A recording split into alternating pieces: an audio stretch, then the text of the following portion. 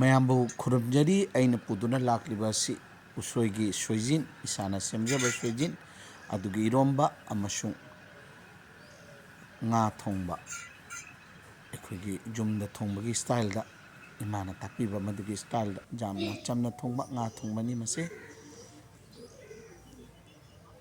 ꯑꯂꯨꯒ ꯉꯥꯒ ꯔꯧꯒ ꯊꯣꯡꯕ ꯑꯁꯤꯅ ꯁꯣꯏꯖꯤꯟꯁꯦ ꯑꯩꯅ ꯅꯨꯃꯤꯠ 5ꯅꯤ ꯃꯃꯥꯡꯗ ꯎꯁꯣꯏꯁꯦ ꯑꯁꯨꯃꯥꯏꯅ ꯇꯧꯅ ꯁꯣꯏꯔꯒ ꯅꯨꯃꯤꯠ 5ꯅꯤ ꯏꯁꯤꯡꯗ ꯇꯤꯡꯉꯒ ꯊꯝꯃꯦ ꯑꯗꯨꯒꯤ ꯃꯇꯨꯡꯗ ꯃꯑꯣꯡ ꯑꯁꯨꯝꯅ ꯑꯣꯏꯔꯦ ꯑꯗꯨꯒ ꯑꯩꯅ ꯎꯁꯣꯏꯁꯦ ꯏꯔꯣꯟꯕꯒꯤꯗꯃꯛꯇ ꯀꯨꯀꯔ ꯑꯁꯤꯗ ꯁꯤꯒ ꯑꯣꯔꯍꯣꯜ ꯍꯋꯥꯏ ꯈꯔ ꯍꯥꯞꯆꯜꯂꯦ ꯑꯗꯨ ꯃꯊꯛꯇ ꯑꯩꯅ ꯍꯧꯖꯤꯛ ꯁꯣꯏꯖꯤꯟꯁꯦ ꯍꯥꯞꯄꯦ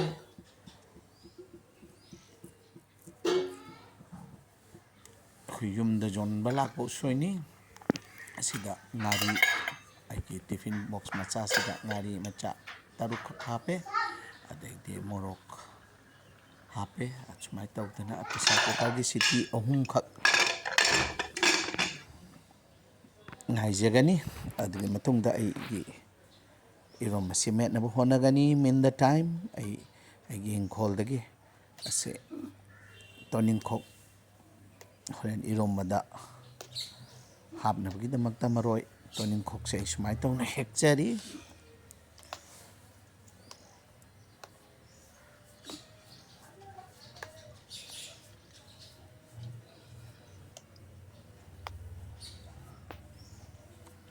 ꯑꯁꯤꯅ ꯃꯌꯥꯡꯕ ꯃꯅꯥ ꯈꯔꯁꯨ ꯑꯁꯨꯃꯥꯏꯅ ꯇꯧꯗꯅ ꯑꯩꯅ ꯍꯦꯛꯑꯒ ꯊꯝꯖꯔꯤ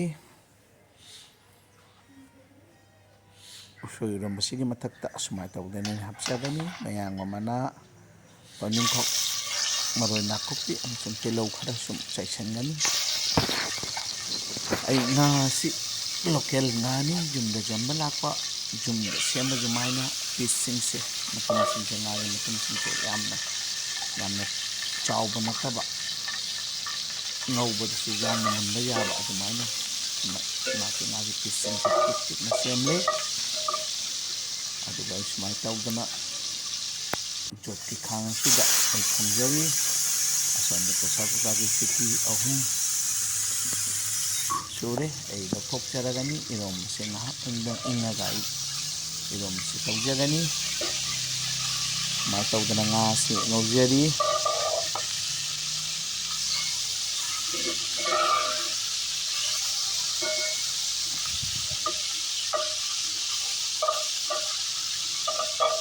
ꯃꯁꯤꯒꯤ ꯔꯦꯁꯤꯄꯤ ꯑꯁꯤ ꯑꯩꯈꯣꯏꯒꯤ ꯌꯥꯝꯅ ꯍꯥꯎꯕ ꯑꯃꯅꯤ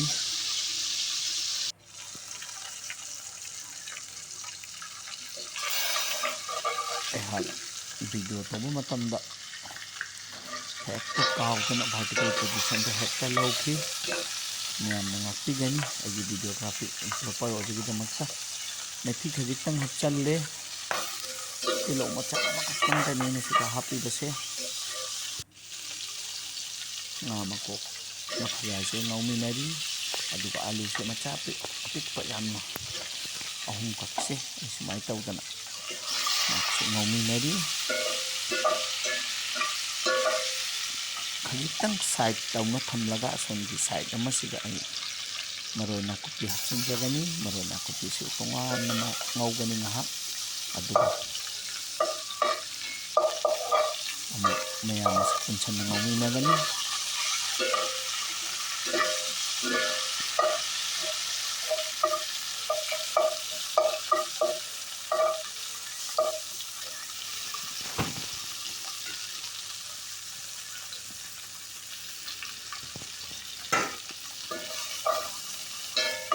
ꯍꯧꯖꯤꯛ ꯃꯌꯥꯝ ꯑꯁꯤ ꯄꯨꯟꯅ ꯉꯧꯔꯅꯤ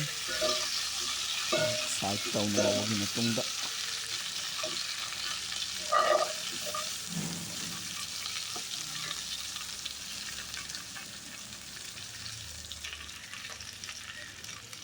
ꯑꯁꯤꯗ ꯑꯩꯅ ꯍꯔꯤꯕꯣꯞ ꯑꯃꯈꯛ ꯍꯥꯞꯄꯤ ꯍꯔꯤꯕꯣꯞꯁꯦ ꯇꯤꯡꯉꯒ ꯍꯥꯞꯀꯗꯕꯅꯤ ꯑꯩ ꯇꯤꯡꯍꯧꯗ꯭ꯔꯦ ꯃꯥꯒꯤ ꯃꯅꯝ ꯈꯖꯤꯛꯇꯪ ꯁꯨꯝ ꯂꯥꯛꯅꯕꯒꯤꯗꯃꯛꯇ ꯃꯣꯔꯣꯛ ꯑꯇꯦꯛꯄ ꯈꯔ ꯍꯥꯞꯆꯜꯂꯦ ꯃꯌꯥꯟ ꯈꯨꯗꯤꯡꯃꯛ ꯄꯨꯟꯅ ꯉꯧꯃꯤꯟꯅꯔꯤ ꯑꯩ ꯍꯧꯖꯤꯛ ꯃꯆꯨ ꯍꯥꯞꯆꯔꯤ ꯃꯁꯥꯂꯥ morok asuba amasung jira powder hapchare.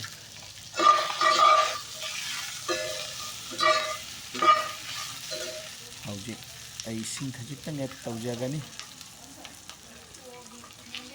Thum mathau tabagi matuni thum hapchare amasung ising khatang add tawjare.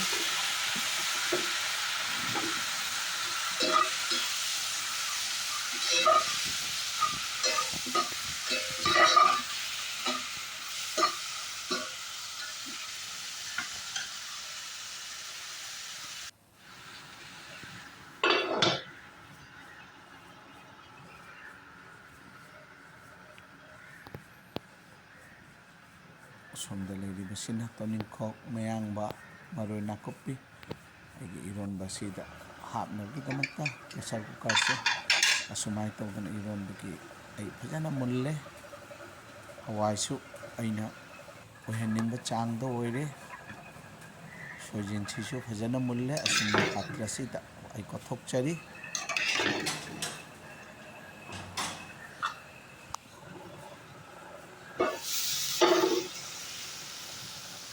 Asomdasu alu nutingasi mulle ai hojik ising hapchagani.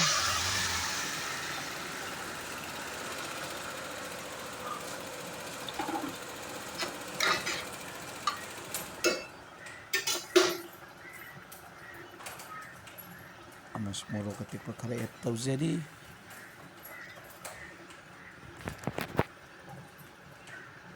Ngauduna thamlaba ngagi piecing ase ai add tawjari.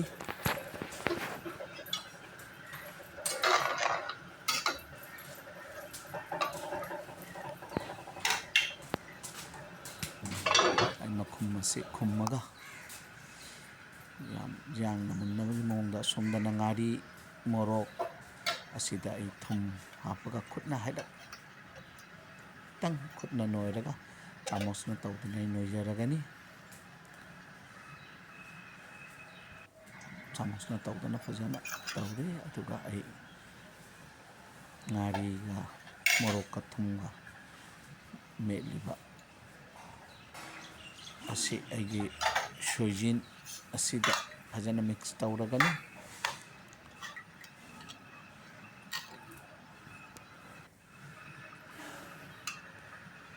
Amukasu hanna haijari aigi soijin asi usoi numit manganigi mamangda aina tingduna thamba numit manganigi matungda aina ironbani hairaptang sinngani yamna silloi.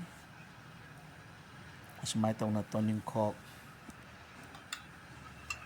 mayangba maroi nakupi chaisalle. Asomdana aigi nga thongba sisu fajana mulle ai mathaksida